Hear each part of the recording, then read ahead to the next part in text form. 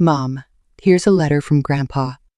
The day my father-in-law, a wealthy man who had always snubbed me, died.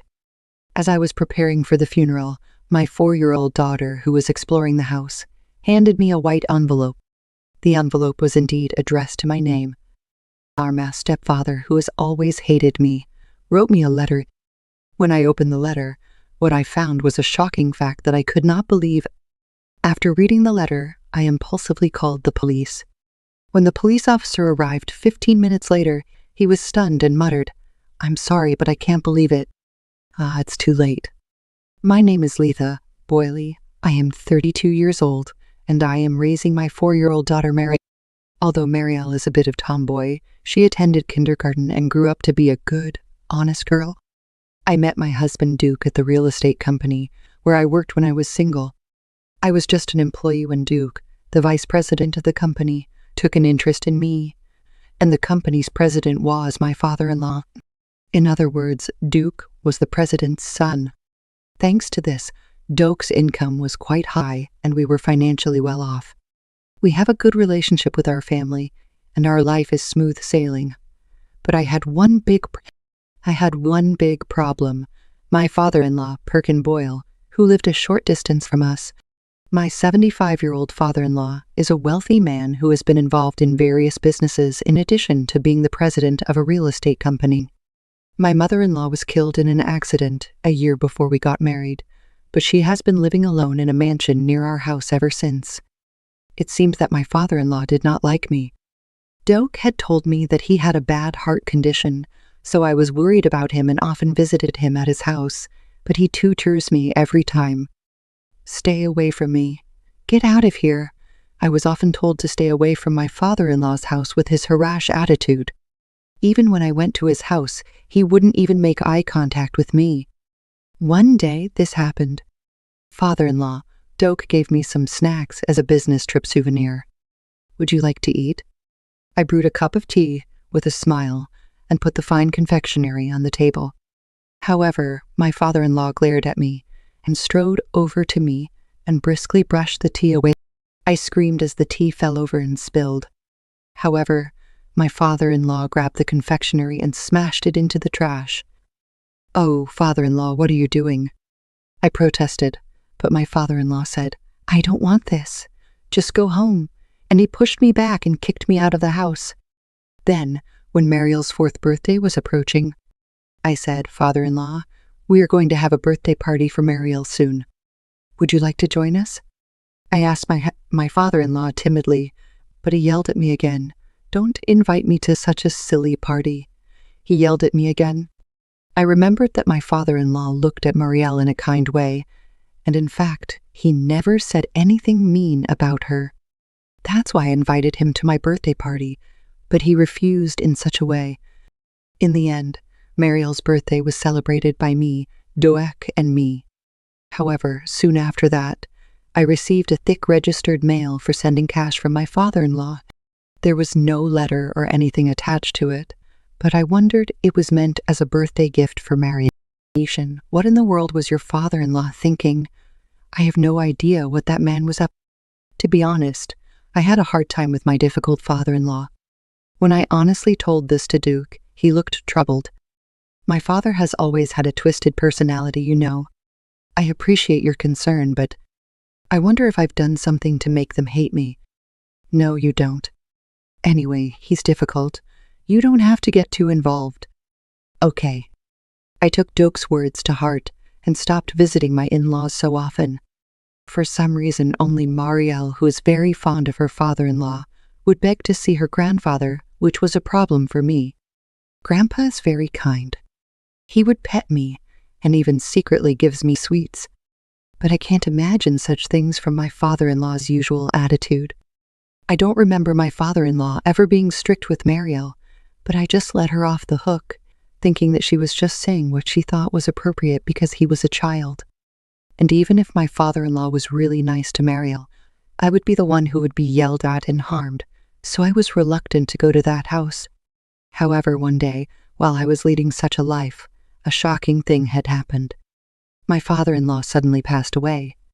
According to the housekeeper who found him, He had already gone at home when she found him. When Doak returned home with the news, he turned pale and mumbled. Dad seemed fine when I saw him during the day. I was upset, but as his wife, I had to be as helpful as possible. Doak was going to the police station to see to the visual confirmation, so I took Mariel to my parents-in-law's house to prepare for the funeral. I was busy looking up relatives to contact and who to contact, but Mariel, who had a curious and unruly personality, began to explore the in-laws by herself. I told her, "Don't do anything dangerous," and prepared for his funeral. Then, after a while, Mariel came running to me. "Mom, here's a letter from Grandpa." I looked at Mariel's hand and saw a white envelope in her hand. It was addressed to Letha in my father-in-law's handwriting. "Where did you get this, Mariel?" "I found it when I was exploring the closet in my grandfather's room." Mariel replied cheerfully and went off to continue her exploration again. My stepfather, who hated me, wrote me a letter. What on earth could it be? I opened the letter and found a shocking revelation that was hard to believe. As I read it, I felt myself turned white. With trembling hands, I turned to the second page of the letter and read it. "I'm grateful to Letha for taking care of me. Mariel is also my sweet granddaughter. I'm sorry I had to be that way to keep you away, but the time we spent together was such a blessing to me. Thank you so much." Such is the end of my father-in-law's letter. I impulsively called the police with it clutched in my hand. I held my racing heart and waited, and 15 minutes later, the neighborhood police officer arrived. And when he finished reading my father-in-law's letter, which I handed to him silently, he mumbled in a voice that sounded as if it was about to disappear. "Oh, it's too late." I asked the frustrated police the reason for his words. Actually, I was also consulted by Mr. Perkin. The police, whose name is Russo, was a familiar face to my father-in-law, and whenever he met him, they would make small talk. He told us about a consultation he had received from my father-in-law. It was about my mother-in-law, who had passed away 6 years earlier, and all I could do was stand there with my eyes wide open in shock. "I'll do whatever I can. You should get a hold of yourself." With these words, the police officer returned to the police station. I was now alone, and with trembling hands, I was rereading the letter from my father-in-law when I realized something. There was another piece of paper in the envelope. Just as I was checking the contents of the letter, I heard the front door open and realized that my husband had returned. I quickly hid the letter and managed to keep a calm face as I greeted him. "Welcome home. How was the visual confirmation?" Apparently, the reason my father became like that was because he had a chronic illness and mistakenly took a medicine he shouldn't have. He said, that's how he had his heart attack. Well, it was an accident. Oh my God. It's a shame that my father's carelessness could have caused all this. "Letha, I know you're going to have a hard time with the funeral and all, but I'm counting on you." "Yeah, okay." Duak says this as he undoes his tie, as if he is tired. As I gazed at my husband, I clenched my fists and secretly made up my mind. I had to make sure that the regret of my father-in-law written in this letter would be avenged. 2 days later, on the day of my father-in-law's funeral, my father-in-law had few relatives, and the mourners were all from the company. But when I saw how many people mourned him, I realized that he was in fact a man who was loved by many people. And that night I stayed up all night working on a certain task without Doak and Mariel, who was sleeping in the other room. No. The next day, Doak and I and Mariel returned home for the first time in several days. Doak glanced at the trash cans, which were full to the brim, and muttered to himself, "I've been so busy that I forgot to take out the trash. I'm sorry. Today is rubbish day. I'll take it out right away." "No, you're tired. There's garbage in the reading room, so I'll take it out." Doak had never volunteered to take out the trash before. Doak grabbed a garbage bag and headed for his study. I followed him, trying not to make a sound with my footsteps, and through the crack in the door of his study, I witnessed what I had imagined. And as soon as he left to take out the trash, I took out my cell phone and made a call to a certain place. I stopped Doak, who had just returned from taking out the trash and was about to get dressed and go to work. "Hey, is there anything you want to say to me about your father?" Duak was busily getting ready for work, and would not make eye contact with me. "What?" "Nothing. I don't have anything to say," I said quietly, clenching my fists tightly. "No, I want to talk about what caused your mother's disappearance." "Why are you talking about my mother now? What are you suddenly going to say?" Duak seemed a little upset, and only at this point did he finally look at me. "I got a letter from your father and I know everything. Even the resident advisor was consulted by your father." Dok's eyes widened in surprise, and I began to tell him what I had heard. What the police had been told by my father-in-law was that Dok was not his mother-in-law's biological child, but a stranger who had been adopted by his mother-in-law.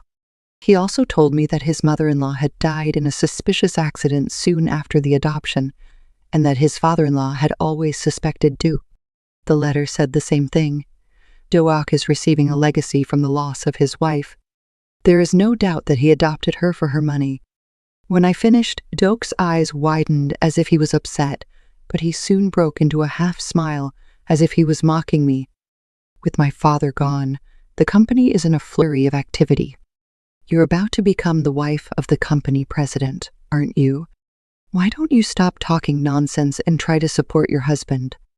I couldn't help but yell out loud when I heard it. "What are you talking about? The president's wife? Don't be silly." Duke was startled by the devilish look on my face. Before he could talk anything back, Marielle, who was in the next room, yelled out, "Whoa, police cars, and there's a lot of them." Hearing this, Duke turned pale. "Oh, you don't mean you called the police?" "Yes, I had rushed to call the police on my cell phone before the garbage truck arrived after confirming that my husband had gone to the dump. Your faith's letter said, after my wife I will be the next turn. And if I ever suddenly go to the heaven, it will surely be because of Dok's trickery." Doak said, "That's all you called the police for? You have no proof." "I called the police as soon as I saw you throwing away the pills that caused your father to be gone in the study when you said you were taking out the trash. You have proof that I gave him those pills?" "The pills were mine and had nothing to do with my father's case." Duak lost his usual calm demeanor. He snapped and yelled at me. I silently confronted him with a screen of my cell phone. "This is footage from the surveillance cameras your father had planted all over the house. That the third letter I found after the police had left," he said. "I had put surveillance cameras in the house just in case. If anything happens to me, I want you to check it out, and it was written how to check it out." I had spent the night checking the cameras while Duke and Marielle slept in the other room on the night of the farewell ceremony. I checked and found a perfect shot of you in the kitchen putting pills into your father's drink he usually drinks. Of course, I will submit this to the police as evidence as well." My husband shouted, "Stop." My husband was so furious that he turned red and tried to take the phone out of my hand. But at that moment, the front door opened and many police officers rushed in. "Hey, I found it," I heard a voice saying from the dumpster. "We need to talk to you about Mr. Perkin Boyle. Can you also tell us about the drugs we just found in the trash?" Behind the detective who was pressing Duke with a stern face, there was Mr. Russo, the police, standing there with a straight face. I am sure he was the one who encouraged the detective to do so. Duke became furious and shouted at me, "If you had just kept quiet, you would have become a very wealthy man. Why are you doing this to me?" At that moment, in my mind were the words of gratitude my father-in-law had left me in a letter, and the kind look he had given Marielle came back to me. I checked the surveillance camera, and while I was in the kitchen preparing snacks, I saw my father-in-law sitting on the living room sofa, lovingly stroking Marielle's head on his lap. My father-in-law really did love Marielle, as she said. To treat such a kind man like that, I can never forgive him. This is a revenge for my father-in-law. Atone for your sins. Damn it. Knox stared at me without any sign of remorse until the very end, and then he was taken away by the police. Doak was later convicted. After interrogation, he confessed that he had targeted his father's property. The case against my mother-in-law is also being reopened, so he will not be coming out of the prison for a while. I asked for a lawyer and was able to successfully divorce Doak. I have no intention of ever having anything to do with that horrible man again. When it became clear that Doak had taken my father-in-law's life, he lost his inheritance rights, which meant that Marielle, the eldest of the daughter, would receive his estate. The company was given to a related party, but thanks to my father-in-law's huge inheritance, we will have no trouble making ends meet in the future. As the best I can do, Marielle and I visit my parents-in-law's gravesite every year and pray for him every day.